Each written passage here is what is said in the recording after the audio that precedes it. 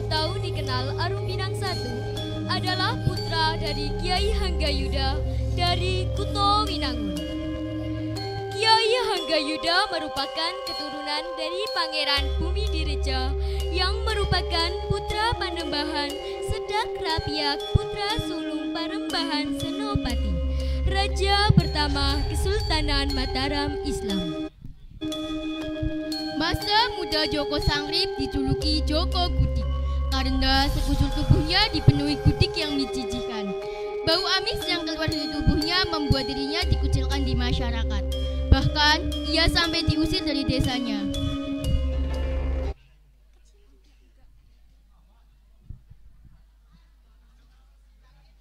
Kok nggak bunyi? Yo, Pak. Cek cek. Yo. Wahai anak, ayah akan menyampaikan sesuatu, tetapi ayah berat menyampaikannya. Ada apakah gerangan ayah?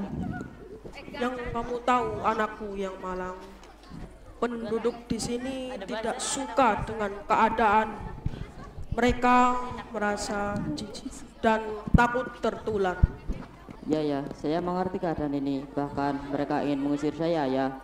Baiklah, sebaiknya kamu pergi dari desa secepatnya untuk mencari obat agar sembuh dari penyakit. Baik ayah. Ini anak, ayah berikan pelang dan tongkat, terimalah.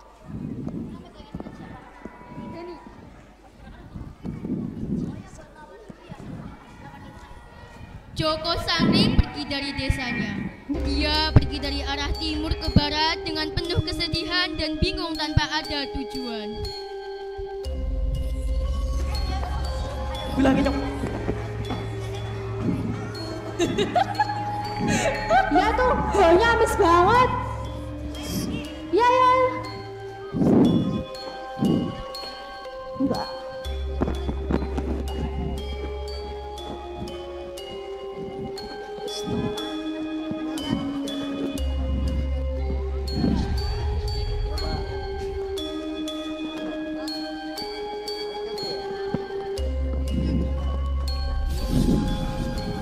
Sepertinya aku sudah berjalan sangat jauh. Badanku rasanya lelah sekali. Karena sangat lelah, Joko Sangrip pun tertidur. Pelangkon Joko Sangrip tiba-tiba berubah menjadi pegunungan dan pohon yang berbulu serta bercabang 7 itu merupakan tongkat yang dibawa Joko Sangrip.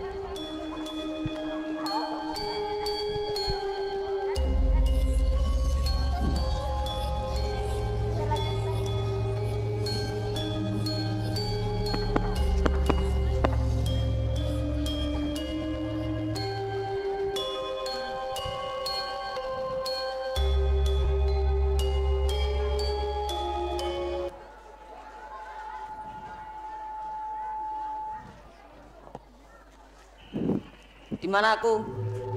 Kenapa bisa ada pegunungan dan pohon besar bercabang 7?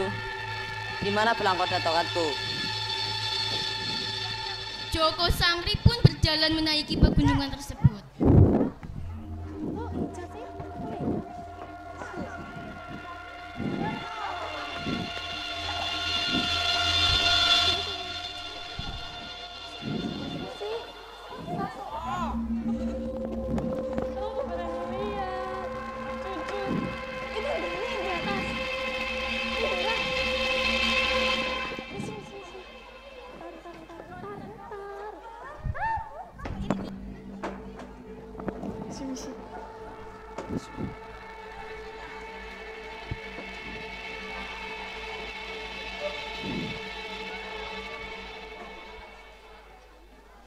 Bangunan apa itu? Benarkah di tengah hutan ini ada kerajaan besar? Sang Dewi membuka pintu kajiman. Wujud Bukit Bulu Pitu berubah menjadi kerajaan yang sangat besar. Hei, apakah kamu penghuni bangunan ini? Siapa kamu? Bagaimana kamu bisa menemukan tempat ini? Aku adalah Dewi Nawangwulan, Ratu Kerajaan kerajaan suci Bulu Pitu. Namaku Joko Sangrip.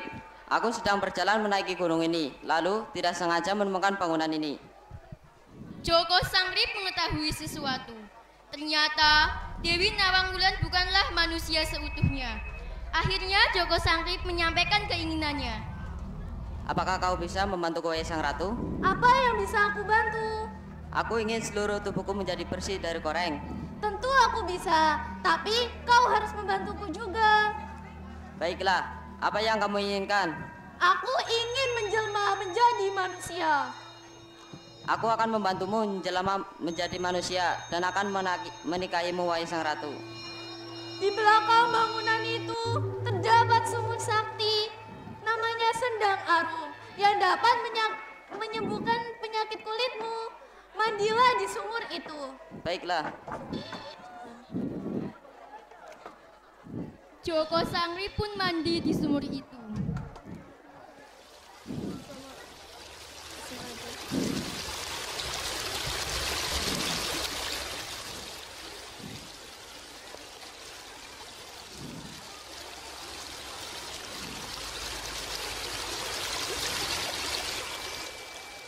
Setelah Joko Sangrip mandi, ia terkejut melihat bahwa seluruh tubuhnya menjadi bersih tanpa koreng. Hah? Bagaimana bisa seluruh tubuhku menjadi bersih dari koreng? Dan akhirnya mereka menikah. Benar saja, setelah mereka menikah, Dewi Nawangwulan menjadi manusia sepenuhnya. Dikaruniai anak bernama Raden Bagus Kelantung dan Raden Bagus Cemeti.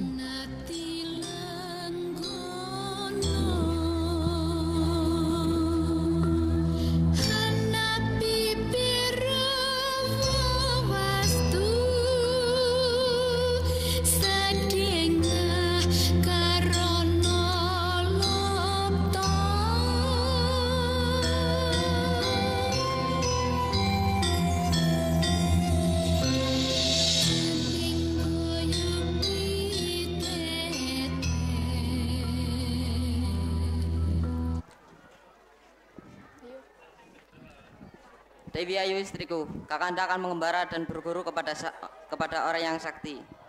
Baiklah, jika kamu ingin mengembara, pergilah dan bawalah Ajimat neraca bala ini. Dan akhirnya Joko Sangrip memutuskan untuk mengembara.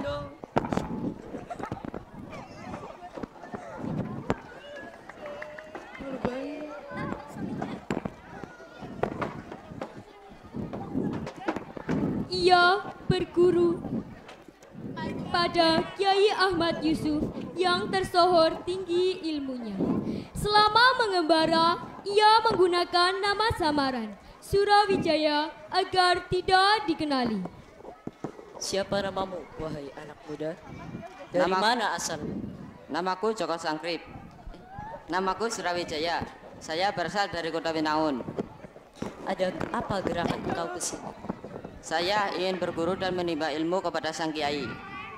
Baiklah, dengan syarat kau harus kuat dan bersiap menjadi muridku. Terima kasih, Kiai.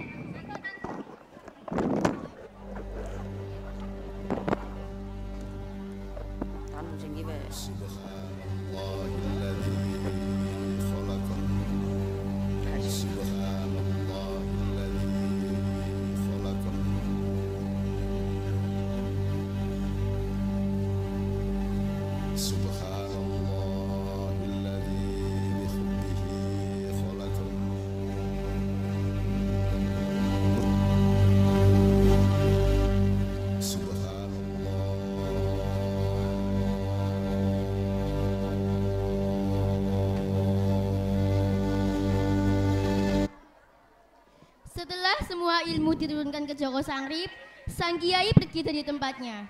Dan Joko Sangrip memutuskan untuk mengembara, untuk bertapa di situ.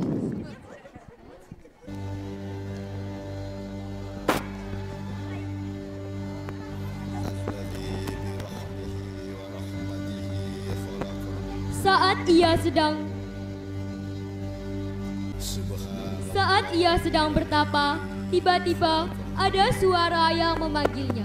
Dewi Nawang Wulan membisikkan suara kepada Joko Sangkrip dari Keraton Bulu Pitu. Suamiku, Joko Sangkrip, kau harus kembali ke Kademangan Kutowinangun untuk membantu ayahandamu yang mendapat serangan dari Demang Pekacangan. Kemudian Joko Sangkrip menuju tempat tersebut.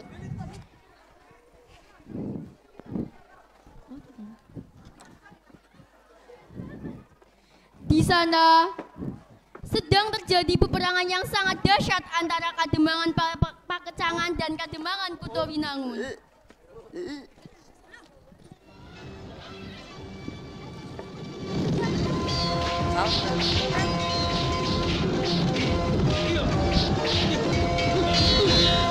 Saat ia sampai di sana, ia melihat pasukan ayahnya banyak yang tumbang. Ia pun langsung membantunya.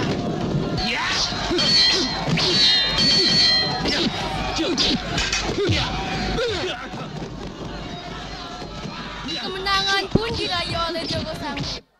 Saat ia akan meninggalkan tempat tersebut, tiba-tiba ada seseorang yang diutus oleh ayahnya untuk mengajak Joko Sangkrip ke keraton ayahnya.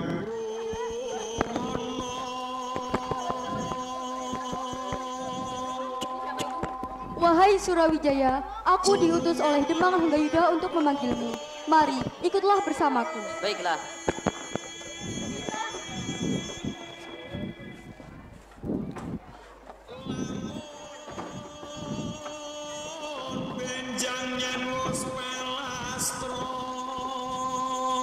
Silahkan. Sesampainya di Kademangan, Joko Sangkrip menghadap ayahnya. Tetapi pada saat itu, ayahnya belum mengenali bahwa pemuda itu adalah anaknya, si Joko Sangkrip. Siapakah engkau, wahai Surawijaya? Kenapa engkau begitu baik sehingga membantuku mengalahkan Demang Pekacangan? Apakah ayah tidak mengenaliku? Aku anakmu, ayah. Aku telah sembuh dari penyakit kulitku. Apakah itu benar? Buktikan kalau kamu itu anakku. Dulu aku pergi dari desa karena permintaanmu. Dan warga yang jijik karena penyakit kulitku. Dan sekarang aku telah sembuh, ayah. Baiklah, aku percaya kepadamu. Wahai anakku, apakah engkau bersedia menjadi Demang di Kutowinangun? Baik, ayah. Setelah diangkat menjadi mantri, ia tidak mau menetap di Surakarta.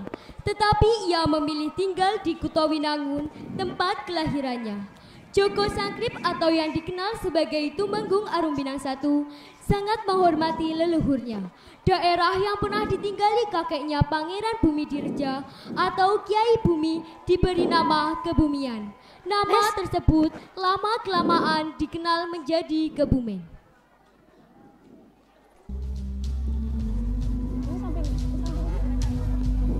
Demikian tampilan drama dari kelas 7A. Mohon maaf apabila ada perkataan yang kurang berkenan. Sekian, terima kasih.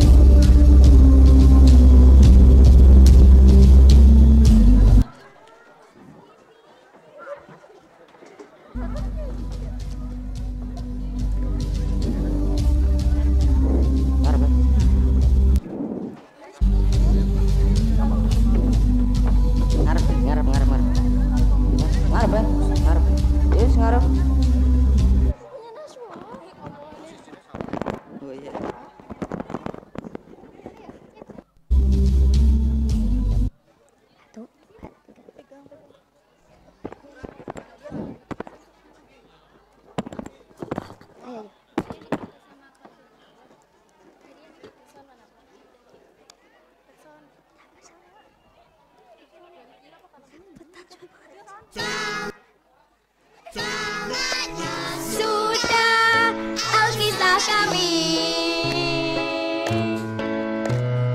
Terima kasih dan jumpa lagi. Kami dari kelas 7A mengucapkan selamat hormatan sayang ke-44. Mari menebarkan tradisi, merawat tradisi, menebarkan kreasi